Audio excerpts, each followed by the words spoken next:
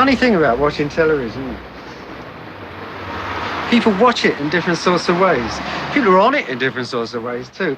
You know, a few years ago, I'm watching the news on the telly in Italy. And there's a reporter and he's standing outside a small church with a microphone because a painting's just been ripped off from inside the church. Somebody's nicked a Titian painting.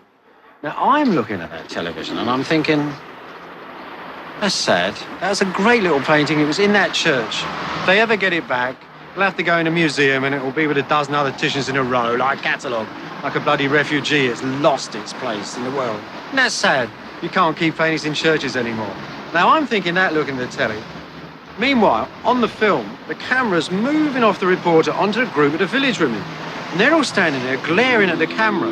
They look at the camera, and honestly, the tears were rolling down their face. They looked at the camera and they said, she was our virgin. They've taken our virgin. What have they done?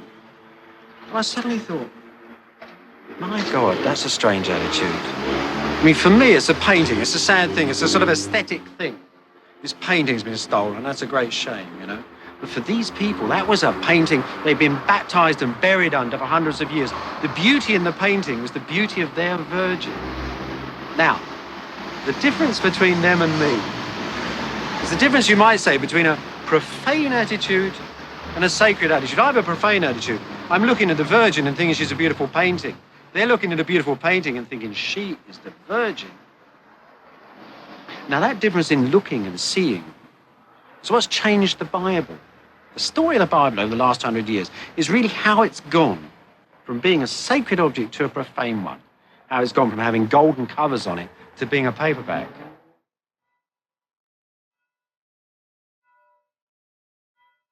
This change was a part of the biggest change the West has ever seen, from a sacred to a profane world.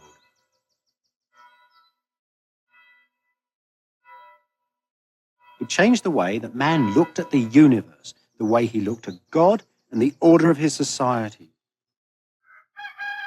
Like most avalanches, it's difficult to see quite how it started. For me, though, the moment was in the 14th century, on a day in April, when that most gentle man, the poet Petrarch, climbed a mountain in the south of France.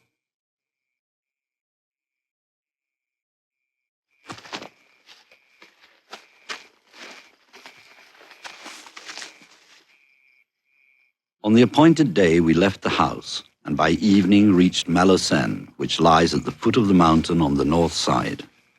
We rested there a day, and finally this morning made the ascent with no one except 2 servants. And it is a most difficult task indeed, for the mountain is a very steep and almost inaccessible mass of rocky terrain. But as a poet once put it well, remorseless labor conquers all. Petrarch climbed Mount Ventoux in 1336, when he was 32 years old. He's a very stylish young man. His father had died and left him a bit of a family fortune. He's already a poet, writing verses to the great love of his life, the enigmatic Laura. Now, when you read his verses, you think he was more in love with Petrarch and poetry than any woman. Anyway, he liked good food, banquets, companionship of friends, and the countryside, which he spent most of his life. When he came up here, certainly he already had the beginnings of the international reputation, really.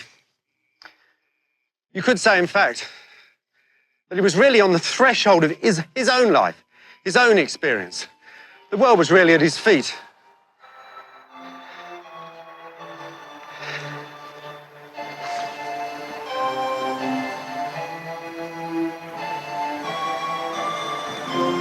At first, because I was not accustomed to the quality of the air and the effect of the wide expanse of view spread out before me, I stood there like a dazed person.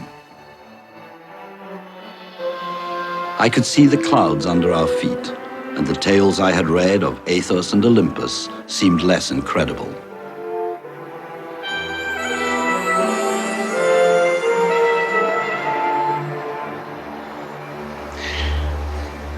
Petrarch says that when he got to the top of Mount Ventoux, he whipped a copy of St. Augustine's Confessions out of his pocket. copy he always carried with him everywhere, and read that God was not to be found at the top of mountains, but in men's hearts. Actually, first of all, he talks about its sweet and sonorous words. Consider his journey. It started off because he'd read a classical text about Alexander the Great going to the top of a mountain, and he felt he wanted to do the same. It finished with him rushing back to his little village from where he started and writing a great long letter about this wonderful trip up a mountain.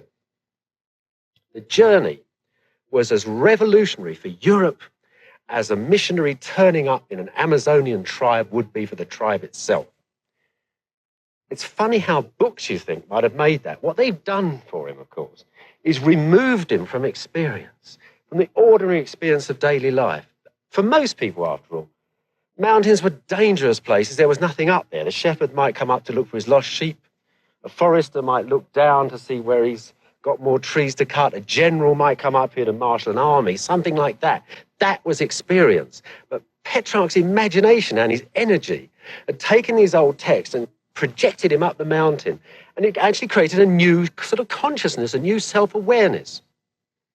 500 or 600 years later, of course, that detachment from the real world, which is now built inside of people, creates a large part of what we call the sort of loneliness of modern man. For his own society, over the next few hundred years, Petrarch's new vision of the world was totally revolutionary, both for society and for the Bible.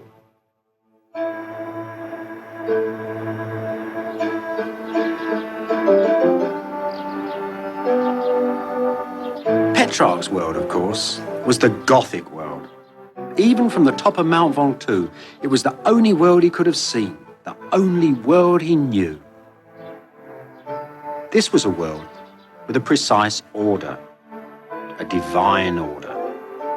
All men, from kings to peasants, lived and died inside precise circles of influence and status.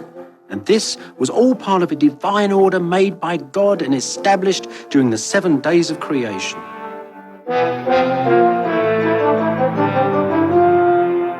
What kept all this in place, of course, was the ultimate deterrent, the last judgment. God's trial of men that will be conducted, so the book of Revelation says, in the world's last days. With a sweep of his hand, he sends the damned to hell.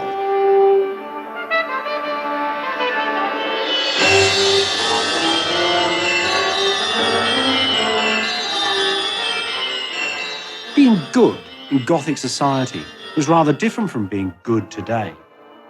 God sent people like wicked priests and princes to hell, not simply because they were sinners, but because their sins muddled and attacked his divine order.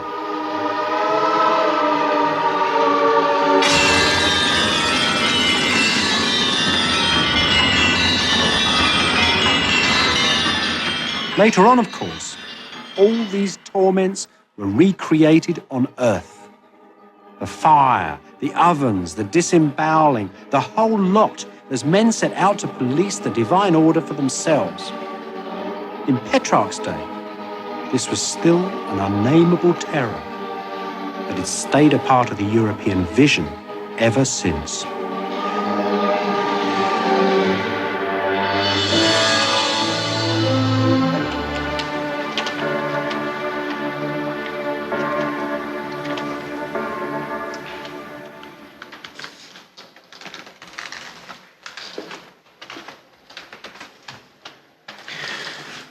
Petrarch's place in his divine order, in the circles of influence in the medieval world, was that of poet and of scholar.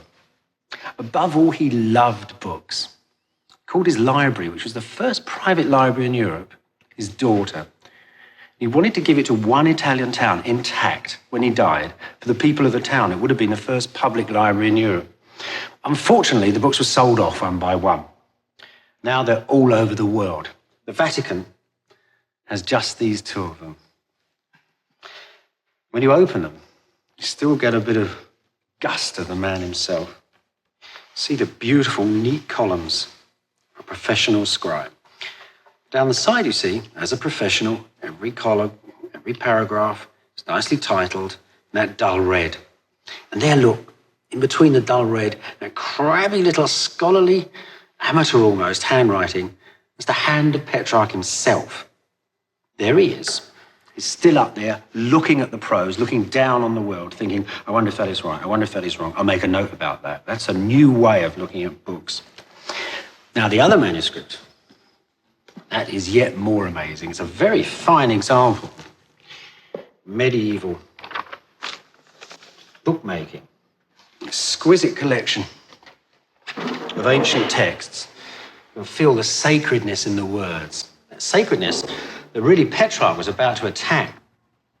You see, he spent most of his life going around monasteries in France and Germany and Italy, looking at medieval manuscripts, trying to track down the classical world because nobody read this stuff anymore. Petrarch was really the first man to examine classical writing in hundreds and hundreds of years. Now, it wasn't just that easy. You didn't just read it. These texts are often written by fairly bored scribes, and sometimes they're a bit wrong, they're garbled, the scribe goes off on a tangent or whatever. But Petrarch's job, he thought, was to sit down and try and retrieve the original text.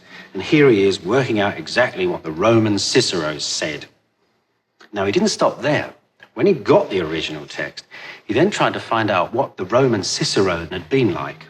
And then he sat down and wrote an article on Cicero the man. That was a really marvellous thing. He felt friendly with the past. He says one day when a book fell off the shelf in his library and hit his foot, he wondered why his friend Homer, was the title of the book, was angry with him. He knew these old people. Now, that profound way of looking at books, which was quite new and quite different, in 150 years paid off incredibly. An Englishman called John Colet did something that Petrarch would have never dared to do. Colet actually took on St. Paul. He didn't actually correct the text very much, but he did wonder what sort of a man St. Paul was. And he wrote an essay, not about St. Paul, but Mr. Paul, trying to find out the man behind the writing. So the letters of St. Paul had stopped being sacred and had turned into the letters of a man. It wasn't long, of course, before the whole Bible was open to gaze. And in this way, dear old Petrarch, warm, simple man and poet, really had stirred up an incredible explosion of scholarship.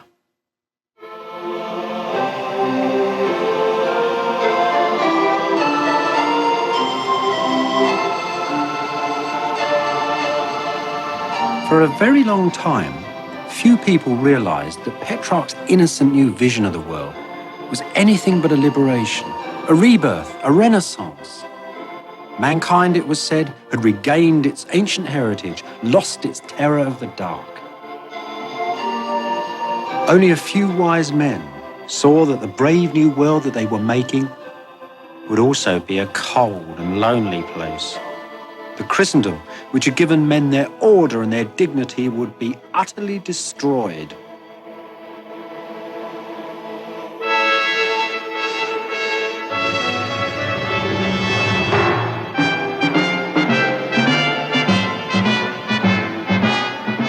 Michelangelo saw it, though. His version of a Last Judgment has the same order, even the same poses as the medieval one. But his God is naked.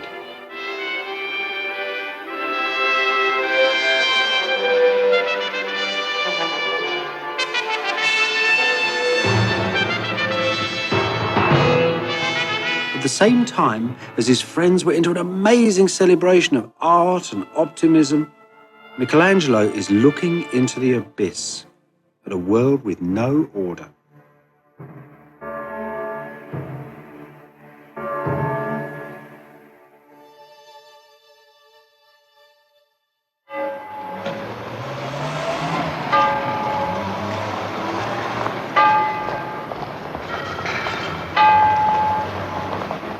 North of the Alps, the brave new world, the new spirit of the Renaissance, was joined to a new nationalism. The princes of cities like Wittenberg in German Saxony now resented the power of the popes in Rome, and they protested against the unquestioned order of the Holy Roman emperors. Their churches had become a spearhead of a bid for independence. The building that dominates Wittenberg's town square isn't a church, however. It's that great white elephant over there, the town hall. It's amazing to think that that Gothic monster was being built at exactly the same time as St. Peter's in Rome. But don't think that this lot here are backward. This was a very up-and-coming place. That's an enormous town hall for such a small town as Wittenberg. It shows the wealth that was taking place here. You see, those great plagues which had swept northern Europe had gone, and these towns like Wittenberg were getting richer and richer. It was filled with merchants, and with that wealth and the merchants, all the other things that the merchants wanted to buy with their new money. There were good artists here. There were wondrous printers, that real tool of Protestantism that would really cover Europe with its literature. This was a bustling new town. At one end of the high street, in a very splendid castle, was the Duke. Duke Frederick the Wise of Saxony. He was a very ruthless man, and he saw no reason at all why he should give his money or any of his power to Rome or anybody else for that matter. The real dominating influence in this town was that man over there. He taught at the Duke's new university. It was the monk Martin Luther. Martin Luther it was who wrote that German Bible.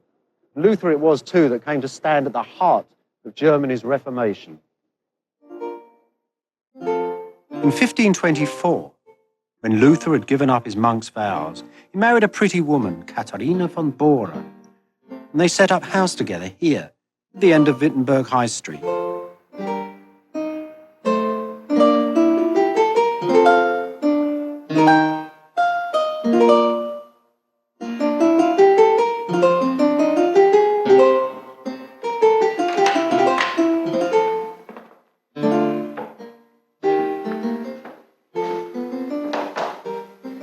This is Martin Luther's front room.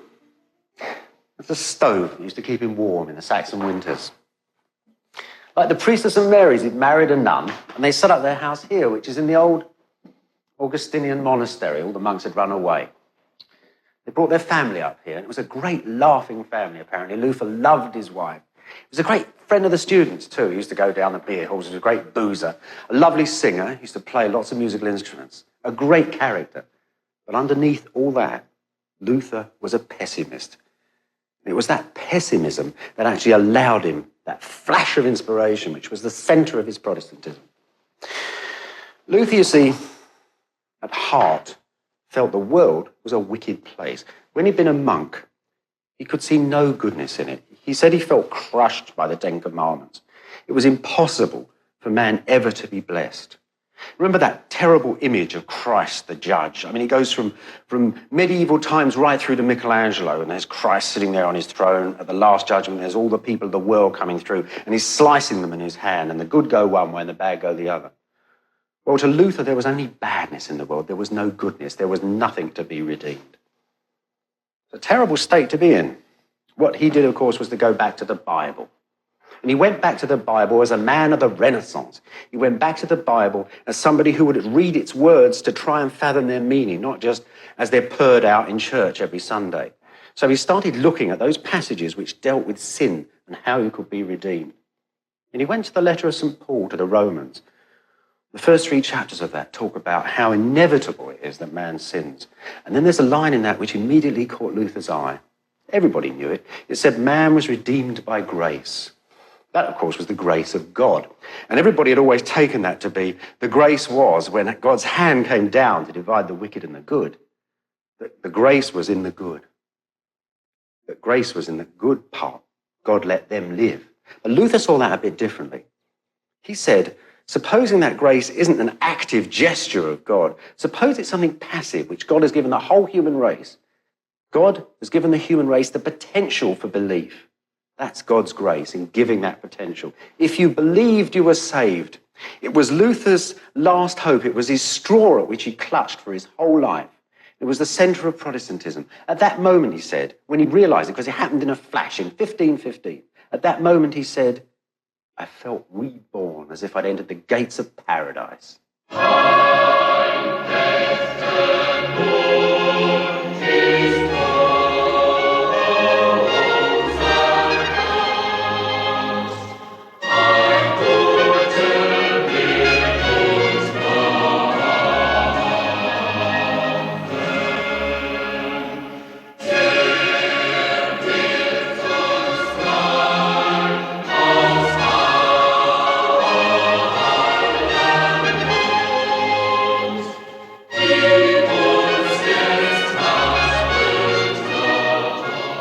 wonderful little etching that shows Luther hard at work at his desk, translating the Bible as the national hero at his work.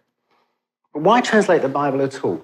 Well, I think that's fairly obvious, actually. Look, Luther's whole inspiration came out of that new understanding of a few words of a letter of St. Paul. And it was as if the Bible had now taken the place of the church, the Roman church, which no longer could satisfy him. So it was necessary, of course, to make a new translation of the Bible, not just one into a new language, German, but one which actually embodied the new insights of Luther. This isn't just translating. This is a new look, a new interpretation, if you like, of the Bible's words. It's amazing. He did it when he was on the run. He did it was on the run from Wittenberg because he didn't think that the counts could protect him. Here's these books that came out in hundreds of thousands in his lifetime, because as Luther scurried around writing bits of the Bible, very worried, sometimes worried about whether he was going to be caught, sometimes, after all, he was a Catholic himself, worried about whether he was doing the right thing, whether the devil was leading him or God. But nonetheless, the dukes of Wittenberg, Frederick the Wise, backed him, and the printers here published this stuff in cartloads. They not only published Luther's Bibles, they published hundreds and thousands of these pamphlets, letters of Luther, sermons of Luther, justifications of Luther. In these books, you could say that Germany is defined.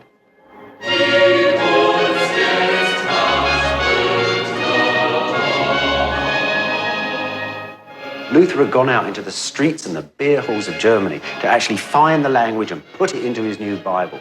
This was a German Bible for Germany, and the people had to understand God's word for the first time. So here is not only a country being made, but the Bible being changed absolutely and completely for whatever it was before.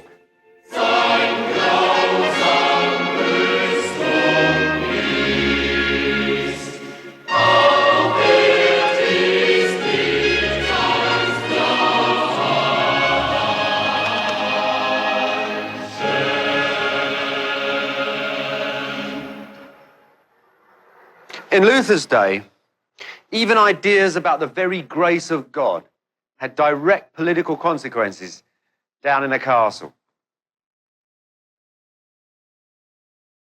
You might think that innocent, quiet ideas about the salvation of Martin Luther's soul were a pretty personal affair.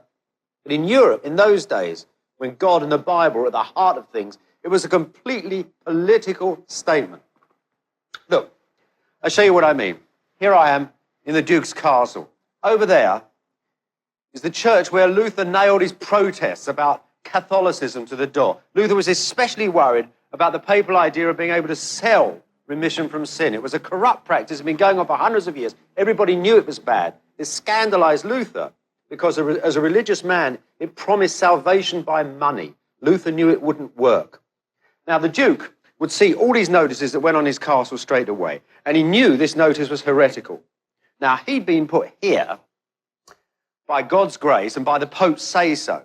So any notice that went up on his church over there, which was heretical, put him in a fix. Either he burnt the guy that did it or told him not to do it, or he sided with the guy against the Pope. And that's what the German did. That's what the German princes did. They didn't like the Pope much either. They wanted political freedom. And Martin Luther's ideas about salvation appealed to them, and they could work together. And of course, here in Wittenberg, you've got this amazing propaganda machine where the pictures of Luther poured out, the national hero. Printing became a big thing. That was all well and fine. Luther was used here as a political agent of the princes. It's a knife-edge act, isn't it? Luther actually had to write pamphlets against the peasants, confirming these dukes in their palaces and all the rest of it. He actually had to take the place of the Pope in that extent. In other places, of course, Protestants didn't do nearly as well. Most of them were burnt and hounded. The states were Catholic and they wouldn't become Protestant. In Paris, a bookseller who'd had the Bible translated into French was actually burnt at the stake with his own Bibles used as the fire to kill him. That was the fate of most Protestants. Luther was incredibly lucky. He and his friends all died in their beds, thanks to the Dukes of Wittenberg.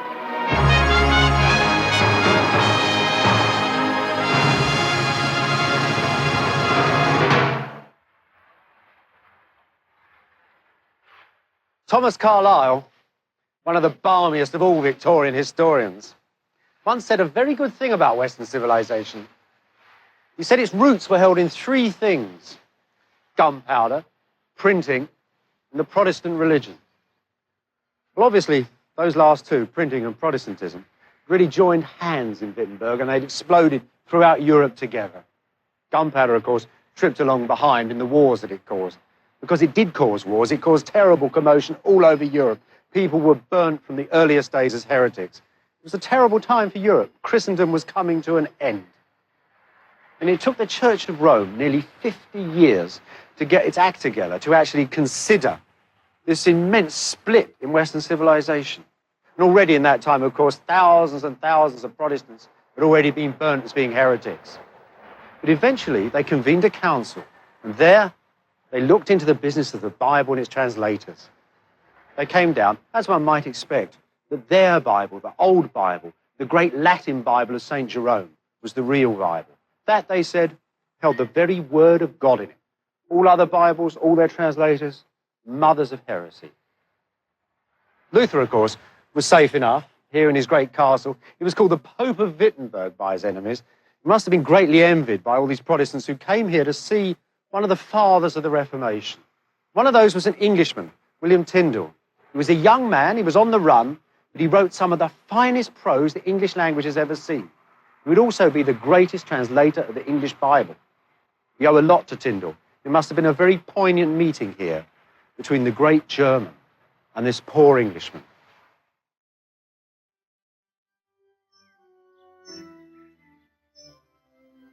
Which of you, though he taketh thought therefore, could put 1 cubit unto his stature?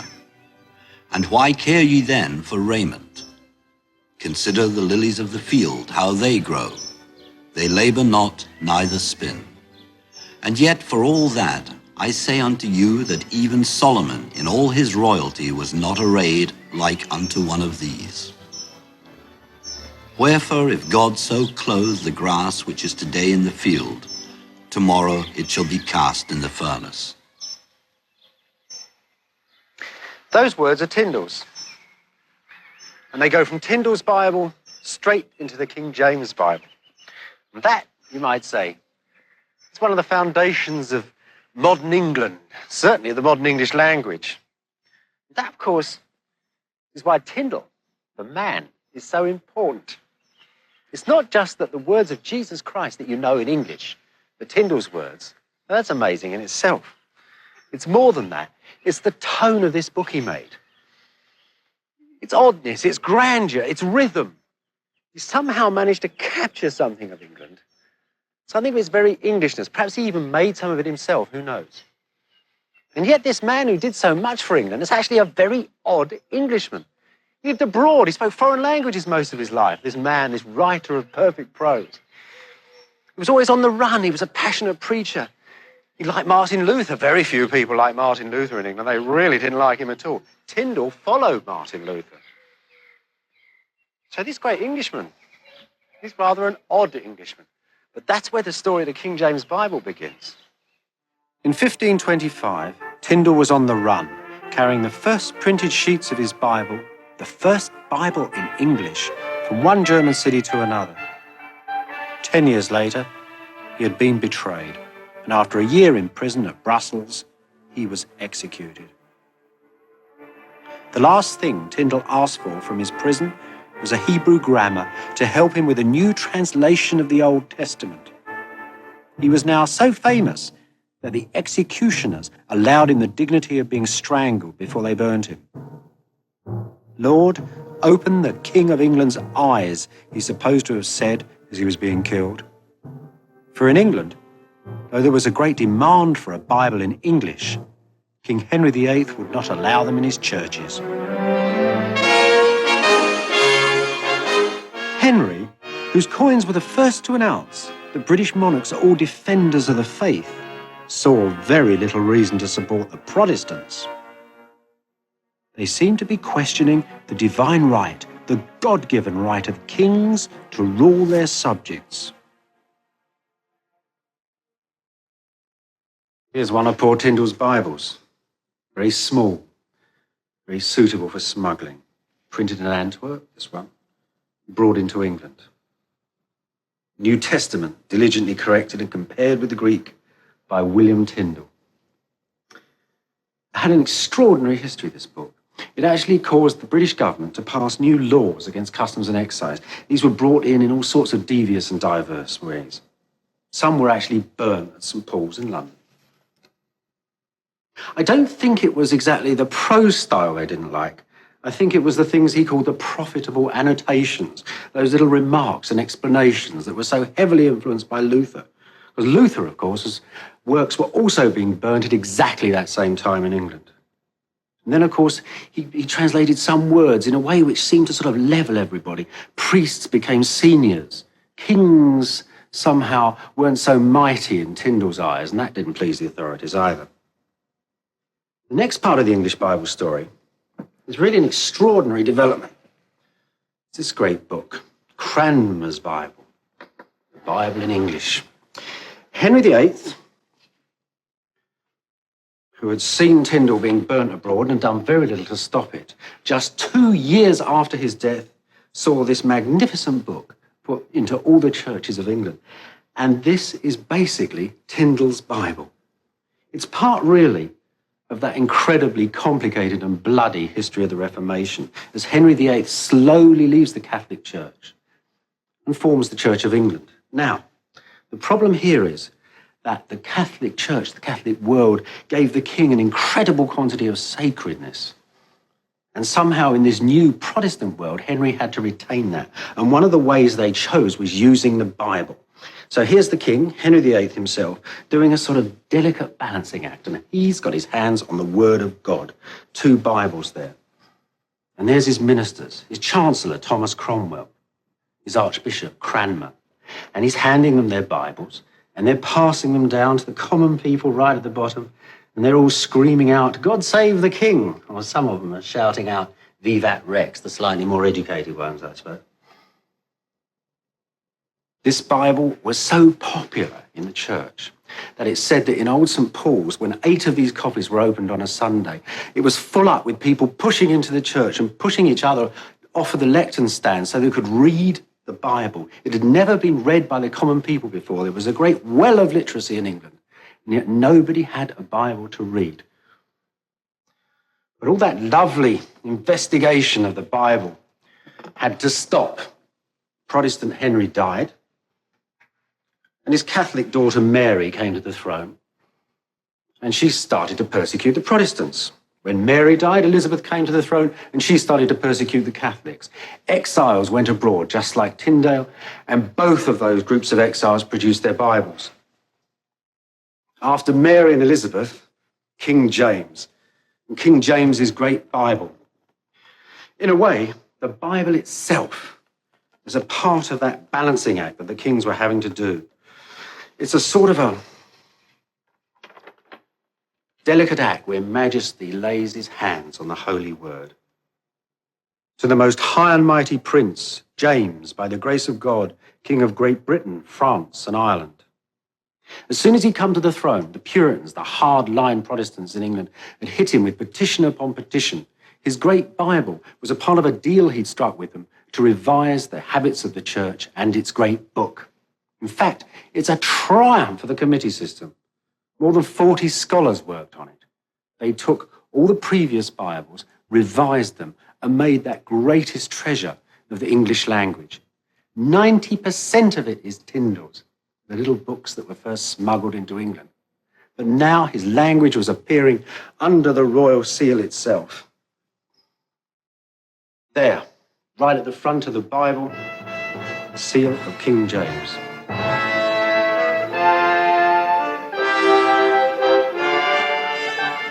The kings themselves, however, didn't do quite so well. The royal balancing act between sacredness and sort of ordinary rulership had failed completely. James's reign has been called by one historian a prelude to a disaster.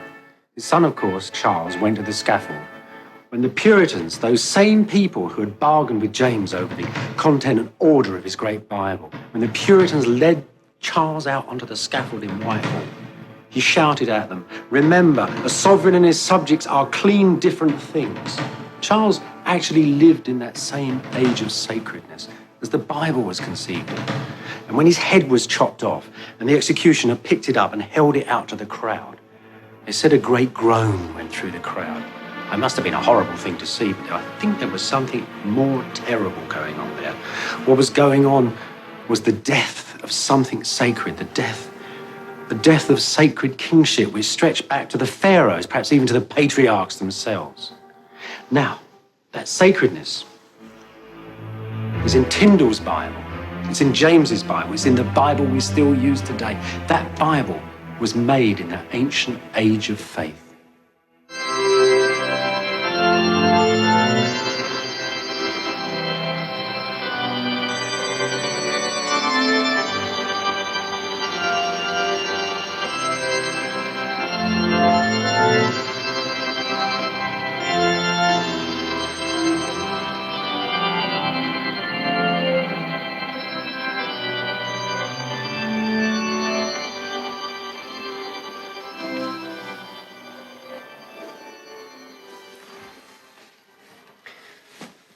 You know, the Petrarch had gone to sleep on top of his mountain for 500 years, like Rip Van Winkle or something.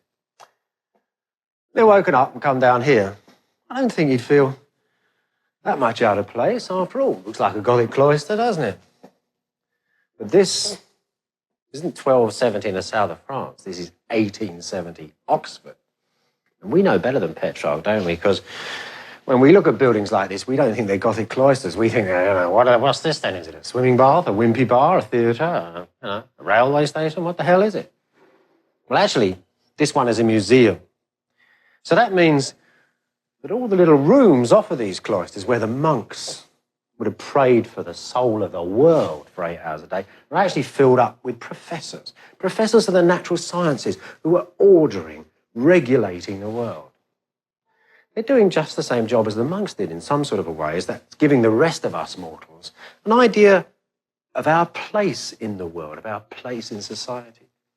Which is, after all, what the monks were trying to do, which was to create a human society that was at one in the universe with its God. But these guys, of course, they're not very good at organising the whole cosmos from archangels to peasants. They only do birds and bees these days. This is a rather lonely universe. Petrarch's vision, if you think about it, was a very wide, clear vision, but it was a very lonely one. We've lost the God. Sacredness is somehow dissolved. And perhaps that's why these Gothic cloisters have got such a terrible air of desperation in them. It's a grasping by the architects and the people who use these places for something of that old, firm order of society. In doing it, of course, what they conjure up is a sort of churchy atmosphere. And that's what they've made themselves. They made themselves a church of science.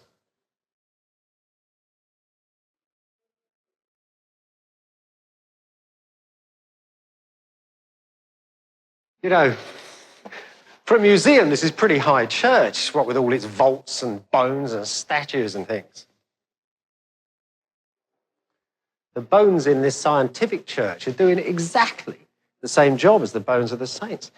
They're validating scientific theory in just the same way that the saints' bones and their miraculous power validated the power of God and the order of his universe. And as for all these statues, well, they're the statues of the orderers. If you go and cut the king's head off and the whole world starts to spin, you need a new order in it. And in the scientific world, it's the orderers that become the saints and get the statues.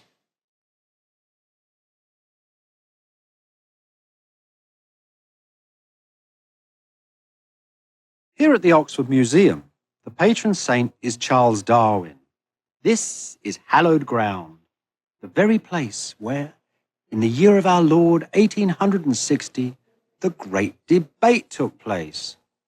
The debate where Darwin's theory of evolution was matched against Adam and Eve and the creator of the universe.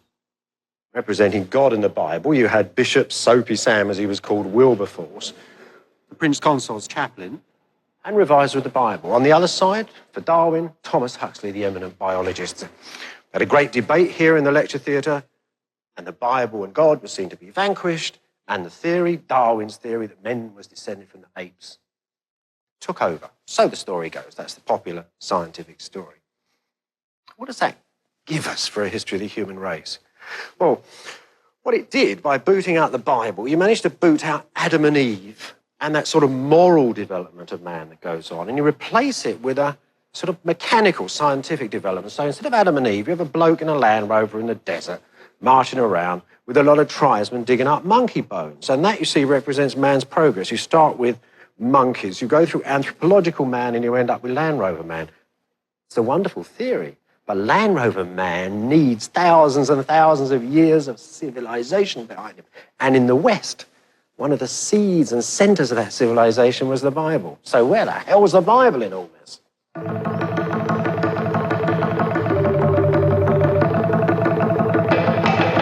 Where else, of course, but in the anthropological department, in the gallery that holds the works of man.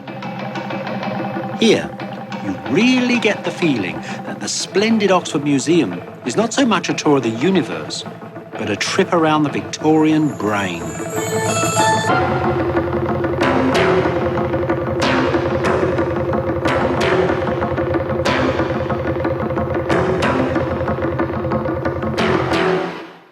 So they're the headhunters. Here are the Hindus all swarming away in a caseload of little gods all jumping up and down. Somewhere here's Christianity, I suppose.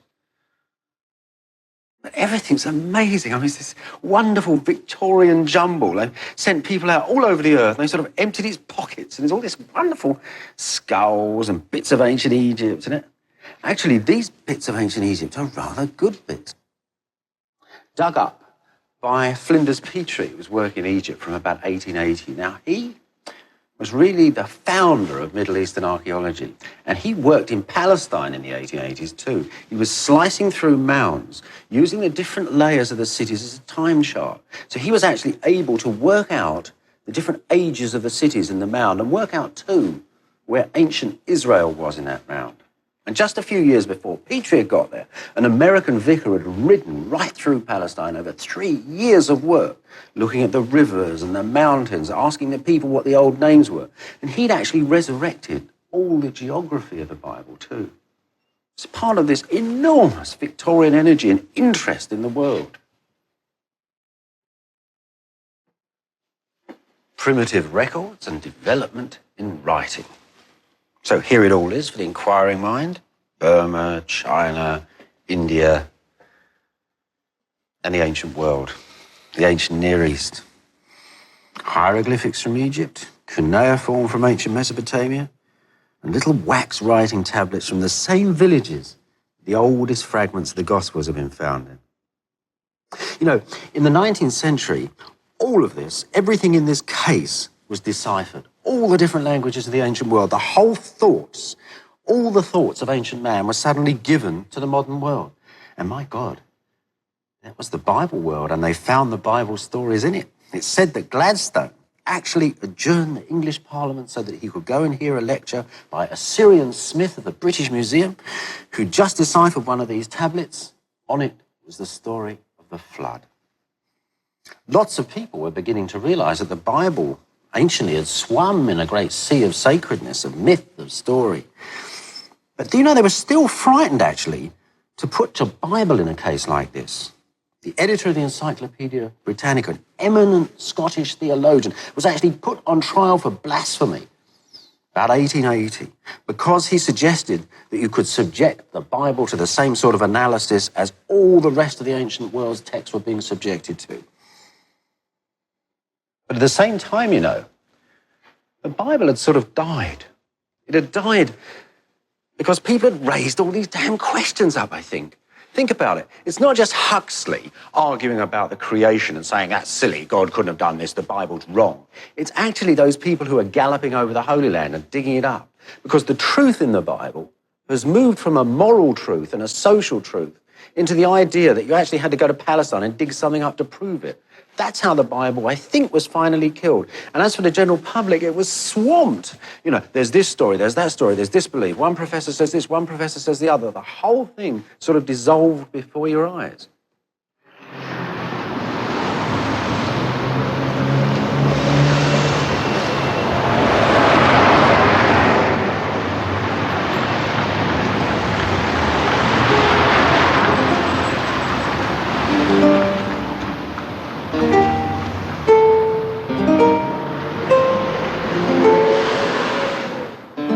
So what's left then? That ancient, sacred, royal Bible has become a book in modern English, a book of moral parables. But a book whose ancient stories still have the power to move us.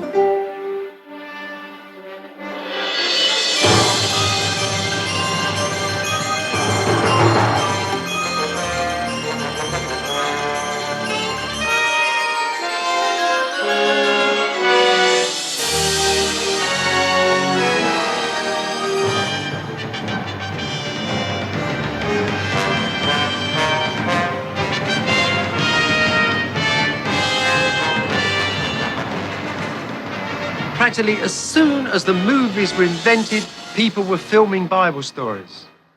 So as soon as the television started up, the Bible movies flooded onto the telly. I suppose more people have seen the Bible stories on the box than have ever read them in the book. But the book's not done badly either, in the great, amazing media explosion. In the 1880s, a new sort of printing was developed. Very, very fine paper. At that time, they could make an entire Bible for a penny a copy. It was an instant worldwide bestseller and has been ever since. Now, what that's done for the little book is it has really, truly put it into everybody's hands who wants a copy in the whole world. Tyndall's dream, when he went to the stake, of everybody in the world owning a Bible is now true.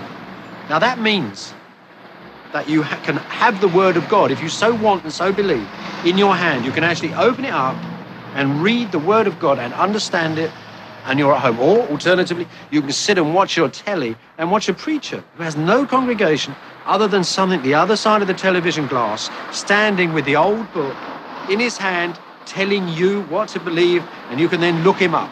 It's a new sort of religion. It's not the old religion. It's not part of Petrarch's world. When he looked down, he saw a world where people naturally felt sacredness underlying the very earth as well as the book.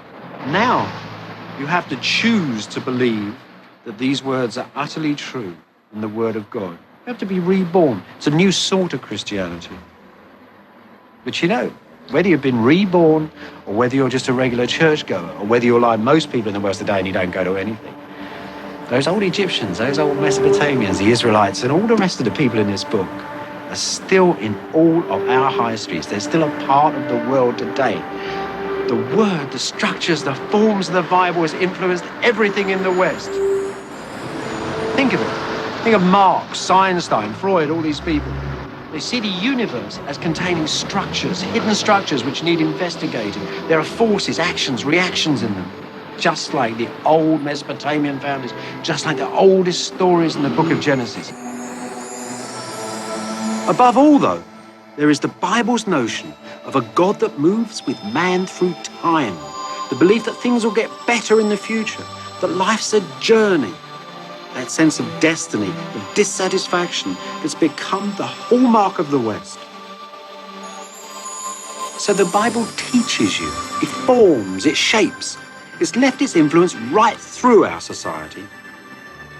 The Bible is still here today, whether you believe in it or not.